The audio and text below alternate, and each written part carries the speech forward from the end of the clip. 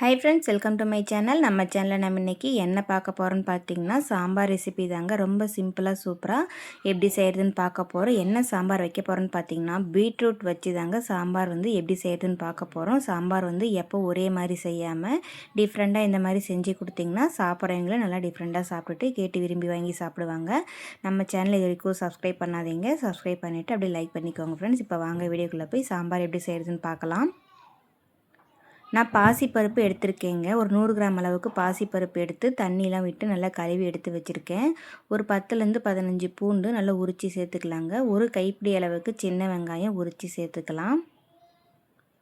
ஒரு 3 தக்காளியை இந்த மாதிரி பெருசு பெருசாக கட் பண்ணி சேர்த்துக்கலாங்க. இந்த மாதிரி பெரிய சைஸ் பீட்ரூட்டாக எடுத்துட்டு நல்லா குட்டி குட்டி பீஸாக கட் பண்ணி எடுத்துக்கலாங்க. பீட்ரூட் சாம்பார் ரொம்ப ரொம்ப சூப்பராக இருக்குங்க. கண்டிப்பாக ட்ரை பண்ணி பாருங்கள்.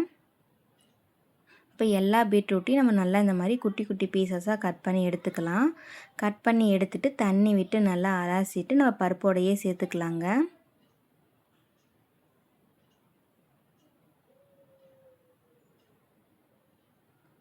இப்போ பீட்ரூட் எல்லாத்தையும் நம்ம கட் பண்ணிட்டோம். தண்ணி விட்டு நல்லா அலசிட்டு இந்த பருப்போடு நம்ம சேர்த்துக்கலாம்.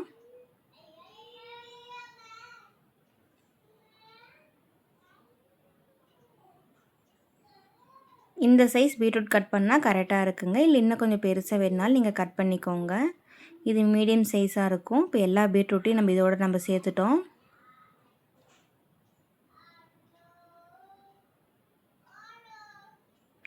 ஒரு 1/4 ஸ்பூன் அளவுக்கு மஞ்சள் தூள் சேர்த்துக்கலாங்க. 1 ஸ்பூன் அளவுக்கு மிளகாத்தூள் சேர்த்துக்கலாம். தேவையான அளவுக்கு உப்பு சேர்த்துக்கலாம். 1/2 லெமன் சைஸ் புளி சேர்த்துக்கலாங்க. பருப்பு மூழ்கிற அளவுக்கு தண்ணி சேர்த்துக்கலாம்.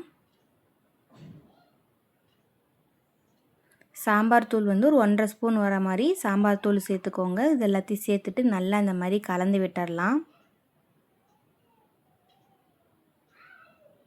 குக்கர் மூடி போட்டு ஒரு 3 விசில் விட்டு எடுத்துகிட்டு வந்துடலாங்க. எல்லாம் நல்லா குழைய வேகட்டும்.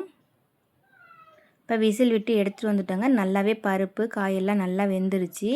இந்த மாதிரி கரண்டி வச்சு நல்லா மசிச்சு எடுத்துக்கலாங்க. பருப்பு நல்லா வெந்துருச்சு. இருந்தாலும் நம்ம ஒரு தடவை நல்லா இந்த மாதிரி மசிச்சு எடுத்துக்கலாம்.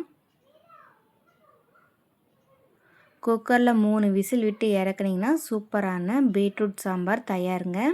இப்போ தேவையான அளவுக்கு தண்ணி எல்லாம் சேர்த்துட்டு உப்பு காரம்லாம் கரெக்டாக இருக்கான்னு பார்த்து செக் பண்ணிக்கோங்க. நல்லா இந்த மாதிரி கலந்து விட்டுருங்க.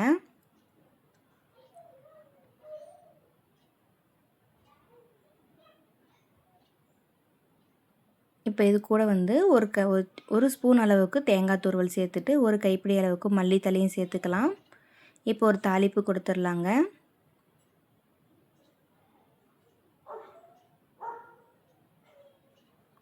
ரொம்ப ரொம்ப சிம்பிளாக சூப்பராக ஒரு பீட்ரூட் சாம்பார் ரொம்ப சிம்பிளாக எப்படி செய்கிறதுன்னு நம்ம இந்த வீடியோவில் பார்த்தோம். இந்த வீடியோ உங்களுக்கு பிடிச்சிருந்துன்னா மறக்காமல் நம்ம சேனலை சப்ஸ்கிரைப் பண்ணிவிட்டு லைக் பண்ணிக்கோங்க ஃப்ரெண்ட்ஸ். நீங்களும் உங்கள் வீட்டில் இதே மாதிரி சாம்பார் ட்ரை பண்ணி பார்த்துட்டு எப்படி இருக்குன்னு மறக்காமல் கமெண்ட்டில் சொல்லுங்கள்.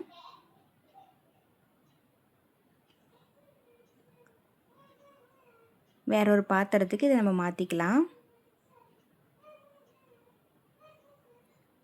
தேங்க்யூ.